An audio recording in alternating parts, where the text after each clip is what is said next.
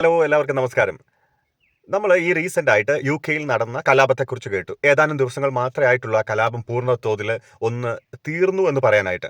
ഏകദേശം 500 ആൾക്കാർ പല കേസുകളിലായിട്ട് അകത്തായതും, അതുപോലെ തന്നെ ഏകദേശം 2000-2500 ആൾക്കാർ waiting for the trial, case വിചാരണയ്ക്ക് വേണ്ടി വെയിറ്റ് ചെയ്യുന്നതും, ഉണ്ടായ നാശനഷ്ടങ്ങളെക്കുറിച്ചും ഗവൺമെന്റ് എടുത്ത ആക്ഷനെക്കുറിച്ചൊക്കെ നമ്മൾ പല രീതിയിൽ പല വാർത്താ മാധ്യമങ്ങളിലൂടെ നമ്മൾ കേട്ടു.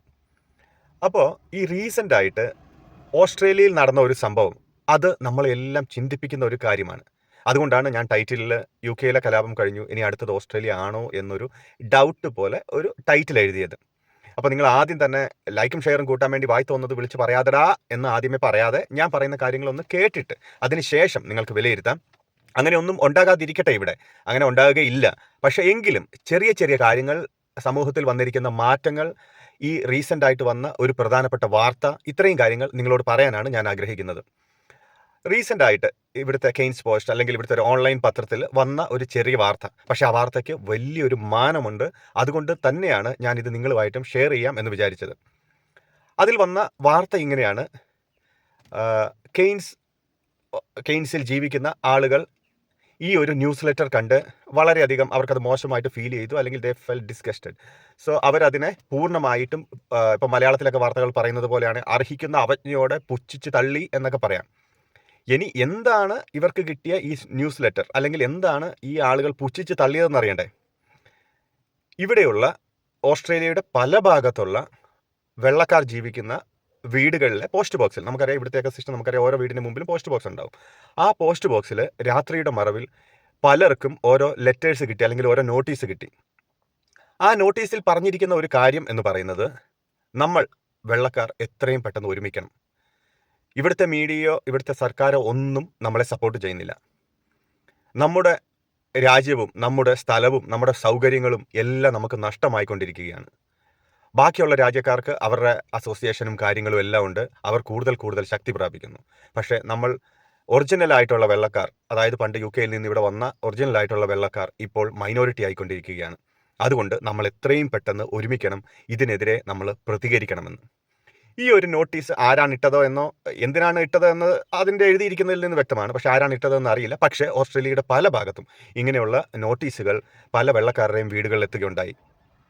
ഇതിനെതിരെ ചിലവർ പോലീസിൽ കംപ്ലൈൻറ്റ് കൊടുത്തു. പോലീസ് അത് ഒരു തീവ്രവാദ പ്രവർത്തനം തന്നെയാണ് എന്ന് പ്രഖ്യാപിക്കുകയും, അങ്ങനെ ഇത് ചെയ്ത ആരെങ്കിലും നിങ്ങൾക്കറിയാമെങ്കിൽ റിപ്പോർട്ട് ചെയ്യാൻ പോലീസ് ആവശ്യപ്പെടുകയും ചെയ്തു. അപ്പോൾ ഞാൻ പറഞ്ഞു വന്നത്, സമൂഹത്തിൽ, പ്രത്യേകിച്ച് ഇപ്പോൾ ഓസ്ട്രേലിയൻ സമൂഹത്തിൽ, യുകെയിൽ നടന്ന സംഭവങ്ങൾ നമ്മൾ കണ്ടു. അവസാനം ഒരു മലയാളിയുടെ മുണ്ട് പറിച്ച് അവനെ ഷോപ്പിംഗ് മാളിൽ നിന്ന് ഓടിക്കുന്ന അവസ്ഥ വരെ നമ്മൾ കണ്ടു. അപ്പോൾ ഇവിടെ ഇതുപോലെയുള്ള കാര്യങ്ങൾ നടക്കില്ല എന്ന് നമുക്ക് 100% അറിയാം. അങ്ങനെ തന്നെ ആയിരിക്കട്ടെ. എങ്കിലും സമൂഹത്തിൽ ഇങ്ങനെയുള്ള ചെറിയ ചെറിയ ധ്രുവീകരണങ്ങൾ നടക്കുന്നുണ്ട്. പിന്നെ ഇവിടെയുള്ള ഓസ്ട്രേലിയയിലെ ഒറിജിനൽ ആൾക്കാരെ സംബന്ധിച്ചിടത്തോളം, അല്ലെങ്കിൽ ഈ വെള്ളക്കാരെ സംബന്ധിച്ചിടത്തോളം, അവർക്ക് പെട്ടെന്ന് അങ്ങനെ യുണൈറ്റ് ചെയ്യാനും ബുദ്ധിമുട്ടുണ്ട്.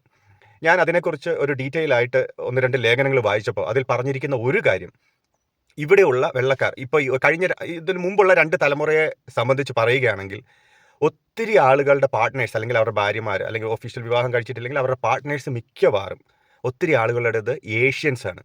അതായത് ഫിലിപ്പൈൻസിൽ നിന്നും, ഇന്തോനേഷ്യയിൽ നിന്നും, തായ്ലൻഡിൽ നിന്നും, ഈവൻ ഇന്ത്യയിൽ നിന്ന് പോലുമുള്ള ലേഡീസ്, വുമൻസ് ഇവരുടെ ഭാര്യമാരല്ലേ പാർട്ട്നേഴ്സായിട്ട് ജീവിക്കുന്നുണ്ട്. അതായത് അവർ വെള്ളക്കാർ മാത്രമല്ല കല്യാണം കഴിച്ച അല്ലെ പാർട്ട്നേഴ്സായിട്ട് ജീവിക്കുന്നത്.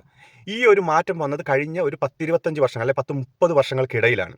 അതിനു മുമ്പ് ഈ പ്യുവർ ബ്ലഡ് എന്നോ, അല്ലെങ്കിൽ ഞങ്ങൾ ഒറിജിനൽ വെള്ളക്കാരാണെന്ന് പറയുന്ന ഒരു വലിയ സമൂഹം ഉണ്ടായിരുന്നു.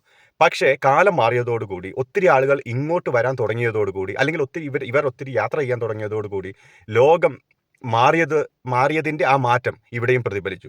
അപ്പോൾ ഇവിടുത്തെ ഒരു കുടുംബ സെറ്റപ്പ് എന്ന് പറയുന്നത് വെള്ളക്കാർ മാത്രമല്ല, അതൊരു മിക്സഡ് കമ്മ്യൂണിറ്റിയായി മാറി. അപ്പോൾ അപ്പൻ വെള്ളക്കാരനാണെങ്കിൽ അമ്മ ചിലപ്പോൾ തായ്ലൻഡുകാരിയായിരിക്കും, അല്ലെങ്കിൽ നേരെ തിരിച്ചായിരിക്കും. ഇതുപോലെയുള്ള ഒരു കമ്മ്യൂണിറ്റി ഇവിടെ വളരെയധികം വളർന്നു വന്നു. അതുകൊണ്ട് അവർക്ക് ഞങ്ങൾ വെള്ളക്കാർ മാത്രം മതി എന്ന് ശബ്ദമുയർത്താൻ യാതൊരു വകുപ്പുമില്ല. അതുകൊണ്ട് ഇങ്ങനെയുള്ള കാര്യങ്ങൾ നമ്മൾ കണ്ടില്ല എന്ന് വെക്കാനും പറ്റില്ല. ശരിയാണ്, നമ്മളെ എല്ലാവരെയും സംബന്ധിച്ചിടത്തോളം വേറൊരു ഭൂഖണ്ഡമാണ്, വേറൊരു രാജ്യമാണ്, മാറ്റങ്ങൾ അനിവാര്യമാണ്, എല്ലാം ശരി. പക്ഷേ എങ്കിലും ചില നമ്മൾ സിനിമയിൽ കണ്ടതുപോലെ സ്ലീപ്പർ സെൽസ് അവിടെയും ഇവിടെയും എല്ലാം ഉണ്ട്. അത് വളർന്ന് വികസിച്ച് പൊട്ടിത്തെറിക്കാതിരിക്കട്ടെ എന്ന് നമുക്ക് പ്രതീക്ഷിക്കാം. അങ്ങനെ ആകാനും ചാൻസസ് വളരെ കുറവാണ്. പക്ഷേ എങ്കിലും യുകെയിൽ ഉള്ളതുപോലെ ഉള്ള ഒരു ചെറിയ ട്രെൻഡ് ഇവിടെയും ഉണ്ട് എന്നുള്ളത് തന്നെയാണ് സത്യാവസ്ഥ.